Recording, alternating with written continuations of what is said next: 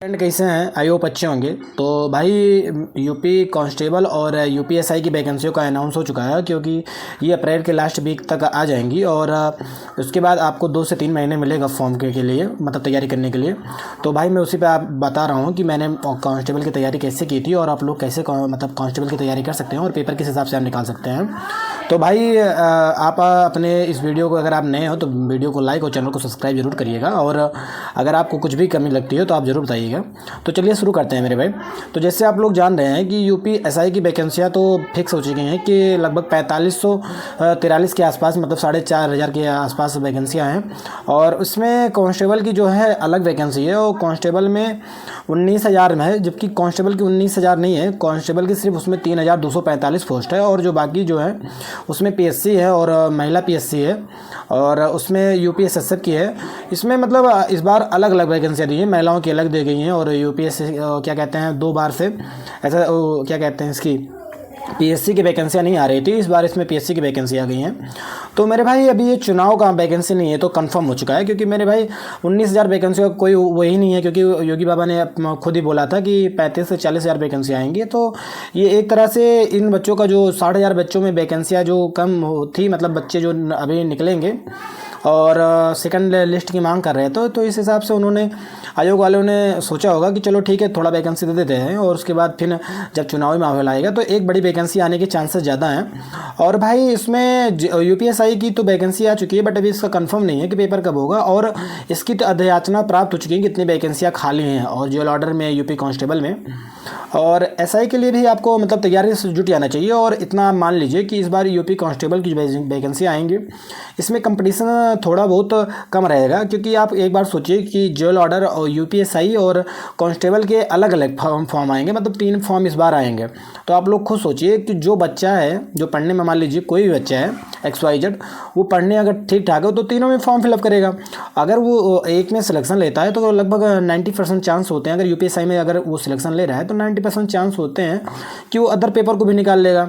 तो यही इस हिसाब से वो तो क्या कहते हैं, जॉब तो एक में ही करेगा ना मेरे भाई, तो अगली वैकेंसी की कट ऑफ ऑटोमेटिक हो जाएगी। और दूसरा कारण ये है कि मेरे भाई 60,000 वैकेंसी अभी जल्द से जल्द यूपी में पुलिस वालों का निकला हुआ है, और 60,000 का मतलब आप लोग समझते हैं ना मेरे भाई कि अच्छे अच्छे बच्चे आपके पढ़ने वाले लगभग निकल जाएंगे, और न्यू बच्चे जो आते हैं, मैं मानता हूँ कि 2-4-6,000 बच्चे आ जाते हैं, बट यार इतने भी बच्चे नहीं आ जाते हैं कि कंपटीशन ऑटोमेटिक हाई हो जाए। तो 2 कारण हो चुके हैं। और भाई जहाँ तक रही, मैंने यूपी कांस्टेबल की तैयारी कैसे की थी, और मैंने भी बहुत ज़्यादा दिन से तैयारी नहीं किया था। जो पहली बार पेपर जब आया था इसका 2023 में, 2 नवंबर में फॉर्म आया था और फरवरी में पेपर था, तो मैंने 2 ही महीने तैयारी किया था, ऐसी बात नहीं है। तो आप लोग भी तैयारी अभी से स्टार्ट करिए, कोई बड़ी बात नहीं, आप 2-3 महीने में आराम से तैयारी कर सकते हैं। बट इतना है भाई, आपको रेगुलर 8 से 10 घंटे अपने आप को देना होगा, और आपको सभी यार दोस्त या किसी से कोई मतलब नहीं है, आपको 2-4 महीने के लिए सबको एक तरह से हटा देना है, ठीक है मेरे भाई। और उसके बाद आप कोई भी कोर्स परचेज कर लीजिए, चाहे जिस ऐप से करो कोर्स परचेज कर लीजिए। उसके बाद उसके नोट्स अब तो बना नहीं सकते, क्योंकि नोट्स बनाने के लिए बहुत ज़्यादा टाइम नहीं है।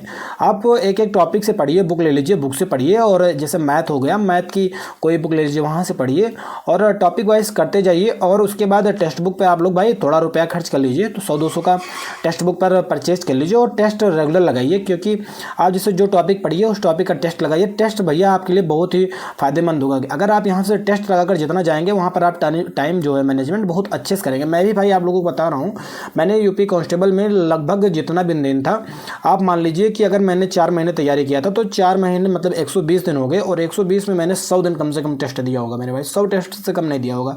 तो मेरे भाई आप भी यही कहता हूँ कि टेस्ट तो रेगुलर आपको देना है, टेस्ट तो रेगुलर देना है, और उसके बाद सारी जो है तैयारी करते रहना है। अब मैं इसे ये नहीं कहूँगा कि आपकी ये सब जो, जैसे मान लीजिए किसी का मैथ स्ट्रांग है या रीजनिंग स्ट्रांग है, तो भाई उस पर आप ज़्यादा टाइम मत दीजिए। आप उसको ज़्यादा टाइम देंगे तो भाई देखो, उसमें कुछ होना तो है नहीं, नंबर आपका ऑटोमेटिक बढ़ रहा है। आप उस पर ज़्यादा फोकस करिए ना, जिस पर अभी आपको नहीं आ रहा है। लास्ट टाइम पे आप उसको करिएगा, जैसे लास्ट टाइम में 1 महीना बचा या 15-20 दिन बचा, तो आप उस चीज़ को नया पढ़ने की कोशिश मत करिए, जो पुराना पढ़े हैं वही रिवीजन करते जाइए। मैंने भी भैया आपसे यही निवेदन करूँगा, और मैंने भी तैयारी ऐसे ही की थी, ठीक मेरे भाई। और जहाँ तक रही भाई यूपीएसआई की, तो यूपीएसआई की पेपर इतना जल्दी तो होगा नहीं, फॉर्म भले आ जाए, बट आप लोगों को 3-4 महीने का टाइम मिलेगा। तो भाई 3-4 महीने के लिए तो भाई यूपीएसआई कितना मान के चलिए, आपको यूपीएसआई के लिए टारगेट कम से कम आपको 320 का बनाकर चलना है, कम से कम भाई 320 नंबर आपको लाना है, क्योंकि कंपटीशन भाई इस बार हाई तो जाएगा। कंफर्म है कि भाई टेस्ट में तो अच्छा खासा नंबर आ रहे हैं बच्चों के, मैं देख रहा हूँ। तो 320 प्लस आप मान के चलिए, इससे कम कट ऑफ तो जाने के चांसेस बहुत कम ही है, और पेपर हार्ड आ जाए बात अलग की है।